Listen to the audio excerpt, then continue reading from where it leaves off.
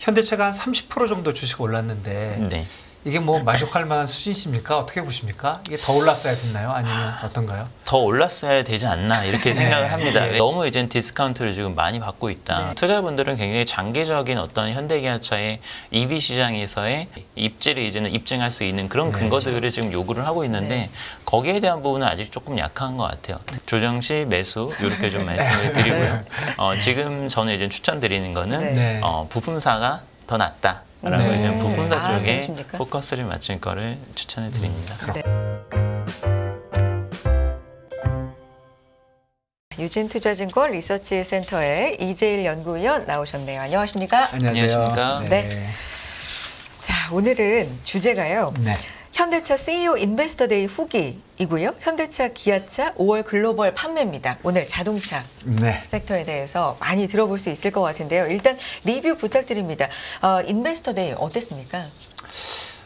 이제 엊그제 이틀 전에 현대차가 이제 CEO 인베스터데이 행사를 진행을 했는데 굉장히 많은 내용들이 좀 발표를 했습니다. 뭐 핵심적인 부분은 아무래도 이제 전동화 전략. 앞으로 현대차가 어떤 식으로 정차 시장에서 좀 경쟁력을 확보를 할지 이 부분을 좀 많이 발표를 했었는데 제가 이제 개인적으로 느낀 평가는 좀 어땠냐면은 현대차는 사실 어떻게 보면은 전기차 시장에서 순수 EV 플레이어라기보다는 기존의 내연기관차에서도 상당한 큰 포션을 가지고 있는 일종의 레거시 플레이어라고 좀 볼 수 있을 것 같아요. 그래서 여기에서 어떻게 하면은 기존에 가지고 있는 자산들을 최대한 활용을 하면서 전기차 시장에서 경쟁을 가져갈지 여기에 대해서 많은 고민을 하고선 발표를 했다 좀 이렇게 느낌을 받았습니다. 그래서 이제 한 3가지 정도 이제 제가 포인트를 잡은 부분이 있었는데 첫 번째는 이제 EV 공장 생산을 어떻게 할 것인가 여기에 대해서 이제 EV 전용 공장을 짓기도 하지만 기존에 있는 내연기관차 생산 설비를 전환을 해서 홀류 생산을 하겠다 이렇게 좀 현대차에서 발표를 했습니다.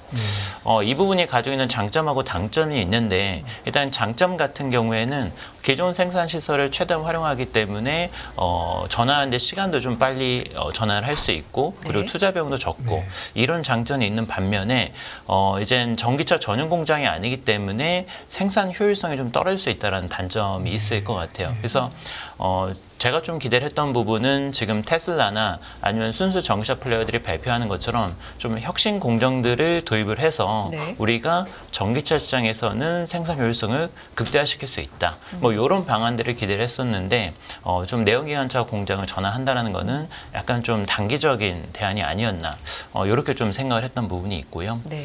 두 번째는 좀 배터리 밸류체인에 대해서 포괄적으로 투자를 하겠다라고 이제 발표를 했습니다. 그래서 기존보다도 이제 금액을 대폭 이제 증가를 시켰죠. 원래는 연평균 2조 원대를 투자를 하겠다라고 했는데 3.5조 원으로 이제 큰 폭으로 금액을 상향 조정을 했습니다. 근데 이제 세부적인 내용들을 보게 되면은 조금 아쉬웠던 거는 최근 들어서 완성차 업체들이 많이 하는 투자가 뭐냐면은 배터리 이제 업스트림 쪽으로 많이 투자를 합니다. 그러니까 니켈이나 리튬처럼 핵심적인 광물 전환에 대해서 투자를 많이 단행을 하는데 여기에 대해서 일단 현대차는 조금 한 걸음 물러선 모습이었습니다. 거기는 우리는 아직까지는 투자 계획이 특별히 없다. 좀 이렇게 좀 발표를 해줬고요. 그리고 이제 배터리 셀 제조나 아니면 기술적인 부분에 있어서는 여기에 대해서도 아주 뭐 획기적인 부분은 없었던 것 같아요. 기존에 이제 발표했던 내용들을 다시 한번 좀 확인을 했는데 최근 이제 해외 기업들의 행보를 보면은 미국의 포드 자동차 같은 경우에는 중국의 CATL하고 JV를 맺었는데 이게 기존 통상적인 JV는 지분율이 50대 50으로 이제 반반 가져갑니다. 근데 여기에 대해서 이제 포드가 100% 자회사의 지분을 가져가고 기술을 라이센싱하는 방식으로 이렇게 좀 다른 구조로 가져간 게 있었고요. 그리고 뭐 폭스바겐은 파워코라고 하는 자회사를 설립을 해서 배터리셀을 생산을 한다라든지 조금 더 이제는 행보를 늘려나가는 행보가 나타났었는데 뭐 그 부분이 조금 커버가 안 됐다라는 게 좀 아쉬웠던 것 같고요. 그리고 세 번째로 이제 충전 인프라 관련된 부분인데 최근 들어서 테슬라를 중심으로 해서 북미 지역에서 충전 인프라가 통일이 되는 이렇게 하나로 합쳐지는 모습이 나타나고 있습니다. 있습니다. 이게 NACS라고 해서 어쨌든 테슬라가 가지고 있는 충전 인프라를 GM이나 포드가 같이 이제는 공유를 하면서 충전 인프라를 확충하겠다. 이렇게 좀 발표를 한 건데요. 현대차는 여기에 대해서 우리는 좀 참여가 쉽지 않을 수도 있겠다. 많은 검토가 필요할 것 같다라고 이렇게 좀 얘기를 해줬습니다. 근데 그 이유가 뭐냐면은 현대차의 EGMP라고 하는 지금 전기차 전용 플랫폼은 굉장히 이제 고속 충전, 다른 전기차보다 훨씬 빠른 충전 속도가 이제 장점인데 이게 800V 시스템이라고 하는 고전화 시스템을 적용했기 때문에 가능한 거거든요. 근데 지금 테슬라의 슈퍼차저는 지금 500V 시스템으로 되어 있기 때문에 현대차가 가지고 있는 충전 그 성능을 100% 다 발현이 안 됩니다. 그래서 이런 거를 감안했었을 때 과연 우리가 테슬라에 조인하는 게 소비자들한테 이게 득이 되는 거냐 여기에 대해서 많은 고민을 하고 있다라고 좀 발표를 했어요. 그러면 전용 플랫폼을 계속 가져가게 되는 건가요?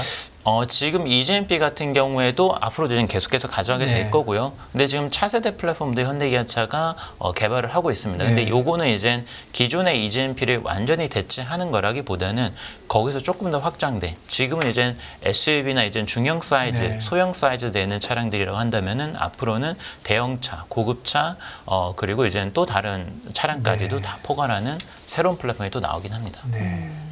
CEO 인베스터 데이 후기를 전반적으로 이제 연구위원님께서 평가하시는 바는 뭐 여러 가지 목표, 전기차 판매 목표도 상향 조정하고 좋은 점이 있었습니다만 딜레마도 좀 크게 부각이 된 것 같다라는 말씀이시고요. 그럼에도 불구하고 수익성은 좀 좋아질 거라고 결론을 내리셨나요? 어떻습니까? 수익성은 지금 사상 최대 수익성이라고 할 수 있는 영업이익률을 현대차도 그렇고 기아차도 그렇고 보여주고 있습니다. 그리고 이번 2분기 상황을 놓고 봤을 때에도 지금 판매 조건들이 굉장히 좋거든요. 그래서 2분기 때도 여전히 생산량이 폭발적으로 증가를 하고 있기 때문에 특히 뭐 수출도 많이 증가를 하고 있죠. 지금 보면은 현대기아차의 수출이 6월 달에도 지금 20일까지 데이터를 봤었을 때 한국의 자동차, 승용차 수출이 100% 이상 증가했다. 이런 데이터들이 나오고 있기 때문에 지금 판매는 굉장히 좋다. 이런 것들이 수익성 개선을 지금 많이 견인을 할 것 같습니다. 수출적으로도 반도체 뭐 좀 아쉬운 부분을 자동차가 채우는 부분이 있다. 이렇게 분석이 나오고 있고요. 자, 다음은 그러면 현대차, 기아차 5월 글로벌 판매 좀 분석 도와주세요. 5월 글로벌 판매는 올해 연초부터 현대기아차가 판매가 굉장히 많이 좋아졌습니다. 그리고 생산량이 이제는 회복을 했죠. 코로나 때문에도 생산량이 많이 부족했었고 그리고 차량용 반도체 이슈 때문에 생산이 한동안 차질을 빚었었는데 이제는 그 영역에서 완전히 벗어나서 100% 회복하는 단계로 넘어갔다라고 볼 수 있을 것 같습니다. 그래서 5월 달에도 상당히 좀 양호한 실적을 보여줬고 판매 증가세를 나타냈다 이렇게 판단이 됩니다. 지역별로 봤을 때는 특히 북미 시장, 미국 지역에서 판매가 많이 증가를 했어요. 최근에 이제 환율 조건이 굉장히 좋죠. 원달러 환율도 굉장히 우호적이고 그리고 미국 시장에서 고부가치 제품들을 중심으로 해서 현대기아차의 신차들이 굉장히 인기를 끌고 있기 때문에 거기에 수요에 대응하고자 미국 쪽으로 많이 물량을 보내는 모습이 나타났습니다. 네. 이 전반적으로 봤을 때 그러면 사실 연구위원님께서 그러면 이 자동차 시장 전반에 대해서 강점과 단점이랄까요? 리스크? 이런 걸 분리할 때 여기만 봐서는 리스크도 좀 많은 것 같다. 보고서 상에는. 이렇게 저는 좀 인상이 보여지는데 전반적으로 그러신 겁니까? 어떻게 보고 계세요? 사실은 올해 하반기로 접어들면서 사실 리스크 요인들이 많이 걸리는 부분들이 있습니다. 상반기까지는 너무 좋거든요. 지금 너무 조건이 좋기 때문에 어떻게 보면 저희가 이제 너무 반복된 얘기긴 하지만 피크아웃이라는 것을 좀 우려를 할 수밖에 없는 상황인 것 같아요. 특히 하반기에서 우려가 되는 부분은 이제 일본차가 될 것 같습니다. 현대기아차, 특히 한국차의 아주 강력한 라이벌이라고 할 수 있죠. 토요타, 혼다, 닛산 같은 일본차들이 최근 들어와서 이제 많이 좀 부활의 조짐이 보이고 있습니다. 일본이 사실 올해 1분기까지 제로 코로나 정책 때문에 생산이 굉장히 원활하지 못했었거든요. 그래서 북미 시장에서 점유율이 계속 좀 빠져나가고 있는 부분이 있었고 현대기아차가 반사수혜를 봤었는데 최근 들어서 이제 일본 차들의 생산량이 정상화되고 있습니다. 그리고 일본 차들도 지금까지 생산이 안 되는 당시 동안에 재고가 많이 내려갔었거든요. 근데 그 재고들을 지금 확충을 하려고 아웃풋을 늘리고 있기 때문에 이런 부분들이 하반기에는 공급 가행 이슈로 다시 한번 좀 부각이 될 가능성이 있지 않나 이렇게 좀 우려를 하고 있습니다. 그래서 일본 차 외에 또 어떤 리스크 요인들을 또 생각하시나요? 또 다른 리스크는 이제 대기 수요가 이제 줄어들고 있다라는 점. 그러니까 작년에 이제 많이 뉴스에서 보셨다시피 현대기아차 신차 받으려면은 1년은 기다려야 된다. 이런 얘기들이 많이 했었잖아요. 최근 들어서는 그게 뭐 한 달, 두 달, 뭐 3개월 미만으로 이제 줄어들었고 6월 넘어서면서부터는 아무래도 거의 이제 과거처럼 빠른 시일 내에 신차를 받을 수 있는 시기가 오고 있는 것 같습니다. 국내외가 다 마찬가지인가요? 다 국내에도 이제 비슷하죠. 미국 같은 경우는 저희가 이제 재고 대기 그러니까 재고 일수가 점점 더 이제 늘어나고 있거든요. 그래서 재고가 쌓이면은 이제 신차도 빨리 받을 수 있고 그리고 관련된 이제 비용들이 이제 증가를 하기 때문에 재고 누적 그리고 대기 수의 소멸 이런 것들도 이제 리스크 요인으로 볼 수 있을 것 같습니다. 그러면 결국은 뭐 상반기는 뭐 이보다 좋을 수가 없을 정도로 괜찮았고 하반기에는 리스크 요인이 많이 있는데 그러면 금년에 한 현대차가 한 30% 정도 주식 올랐는데. 이게 뭐 만족할 만한 수준이십니까? 어떻게 보십니까? 이게 더 올랐어야 됐나요? 아니면 어떤가요? 더 올랐어야 되지 않나 이렇게 생각을 합니다. 왜냐하면은 저희가 이제 2012년도에도 현대기아차가 사실은 굉장히 당시에도 실적이 이제 폭발적으로 좋았었고 그리고 이제 주가도 고점을 찍었었는데 그때랑 비교하면 이익은 사실 거의 2배가 됐어요. 이익은 2배로 늘었는데 주가는 사실 별 차이가 없습니다. 그래서 너무 이제 디스카운트를 지금 많이 받고 있다. 이런 느낌을 지금 좀 받고 있고요. 그래서 더 많이 세게 올랐어야 됐는데 이런 아쉬움이 있기는 합니다. 근데 저희가 이제 사실은 타이밍이라는 게 항상 있잖아요. 그래서 주식이라는 게 이제 좋은 뉴스들이 다 반영이 됐는데 밸류에이션이나 아니면은 주가 수익률이 좀 못 미친다. 뭐 요거 이렇다 하더라도 사실 이제 흐름이라는 게 있기 때문에 예를 들어서 하반기 들어와서 이제는 어떤 시장 경쟁이라든지 아니면 아까 말씀드린 재고, 일본차의 반경 이런 뉴스들이 이제 복합적으로 작용을 하게 되면은 사실 주가의 상승 탄력이 약간 좀 둔화가 될 가능성도 있거든요. 이익 추정치는 그럼 어떻게 될까요? 이익 추정치는 올해 2분기 때 다시 한번 사상 최대 영업이익을 갱신을 할 것으로 예상을 하고요. 올해 2분기 때 굉장히 좋은 실적이 나올 거고 하반기 들어서면서부터는 수익성이 악화되는, 수익성이 둔화되는 걸로 이제 추정을 하고 있습니다. 많이 떨어지나요? 많이는 아니에요. 여전히 이제 과거 평균 대비로는 굉장히 높은 엄청난 영업이익을 벌어들일 걸로 예상을 하고 있고요. 다만 이제는 흐름은 이제 좀 둔화되는 걸로 예상을 합니다. 그러니까 멀티플이 좀 마음에 안 드는 거네요. 굉장히 낮죠. 지금 얼마인가요? PER 4배 정도, 지금 4배에서 5배 사이 정도로 굉장히 낮은 수준에서 형성이 되어 있습니다. 사실 글로벌 자동차 이 경쟁이 어마어마하지 않습니까? 그렇죠. 거기에 대해서 뭐 대비는 좀 잘 되고 있다라는 분석이 있습니까? 어떠십니까? 지금 대비는 굉장히 잘 되고 있고 단기적으로는 너무 좋아가지고 이제 우려가 되는 부분이 없는데 아까 말씀드린 것처럼 이제 장기적으로 봤었을 때 이제 투자분들은 굉장히 장기적인 어떤 현대기아차의 EV 시장에서의 위치, 입지를 이제는 입증할 수 있는 그런 근거들을 지금 요구를 하고 있는데 거기에 대한 부분은 아직 조금 약한 것 같아요. 특히 이번에 뭐 IRA라든지 아니면은 이번에 뭐 어떤 전기차 충전 동맹 이런 것들도 보면은 사실 각국이 정말 해외 메이커들을 굉장히 많이 견제를 하고 있거든요. 어떻게 보면 한국차 입장에서는 견제를 당하는 입장이기 때문에 거기에서 얼마나 그거를 극복해낼 수 있는 상품성을 보여주느냐 이게 정말 중요한데 지금은 중간 정도 와 있는 것 같습니다. 탑 그룹에는 선두 그룹에는 들어갔는데 그렇다고 해서 이거를 계속 유지를 할 수 있느냐?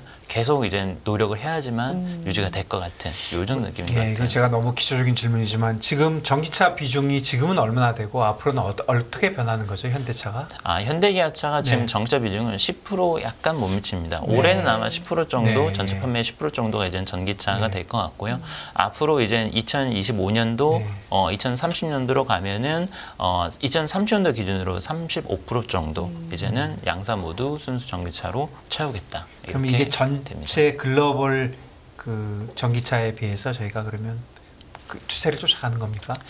추세를 쫓아가고 있다라고 봐야 될 것 같아요. 왜냐하면은 공격적이진 않은 게 현대기아차의 특징이 뭐냐면 선진국뿐만 아니라 이머징에서의 비중이 상당히 큽니다. 인도 시장에서 굉장히 잘하고 있고요. 이런 기타 지역에서 잘하고 있는데 이 지역들은 사실 전기차 보급 속도가 선진국을 따라갈 수는 없어요. 그래서 지역별로 보면은 미국이나 유럽 같은 선진국은 2030년도에 50% 이상 이렇게 비중이 되지만 다른 지역에서의 어떤 비중이 20% 미만이기 때문에 믹스를 보면 30% 중반이라서 다른 오토메이커들 대비해서 아주 공격적이지는 않은 수준이 나옵니다. 그러니까 전체 그냥 그 전기차 비중 정도 쫓아가는 걸로. 네, 그 정도로 보시면 될 것 같습니다. 그런데 지금 말씀해 주신 대로 그 투자가들은 EV 쪽에 좀 더 초점을 맞추다면 그렇다면 현대차도 모르지 않을 텐데. 네. 글쎄요, 어떻게 보시나요? 그래서 이게 제가 레거시 메이커의 딜레마라고 말씀을 드린 게 가지고 있는 자산들을 사실은 활용을 할 수밖에 없거든요. 왜냐하면 기존에 가지고 있는 내연기관차 자산들이 있는데 요거를 어떻게 활용하지 않고 그냥 전기차만 무한정 늘려버리면은 뭐 과잉 공급 그리고 과잉 투자가 될 수밖에 없거든요. 그래서 여기에서 이제 밸런스를 가지면서 굉장히 현실적인 대안들로 잘 대응을 하고 있다고 생각을 합니다.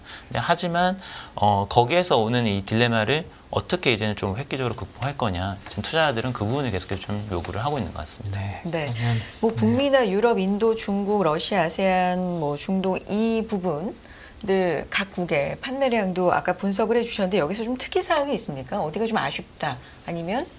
러시아는 여전히 지금 굉장히 힘들고요. 거의 뭐 철수를 하느냐 마느냐의 지금 기로에 좀 직면해 있는 것 같고요. 인도 시장은 지금 굉장히 점유율이 빨리 올라오면서 최근 들어서도 이제는 어떻게 보면 생산이 굉장히 원활한 지역으로 이렇게 좀 볼 수 있을 것 같습니다. 아중동이나 이제는 아시안 지역 뭐 이런 기타 시장 같은 경우에도 원활하게 지금 수출이 증가를 하면서 판매가 올라오고 있기 때문에 뭐 러시아를 제외하고는 지금 대부분의 시장이 다 굉장히 만족스러운 흐름이다라고 볼 수 있을 것 같아요.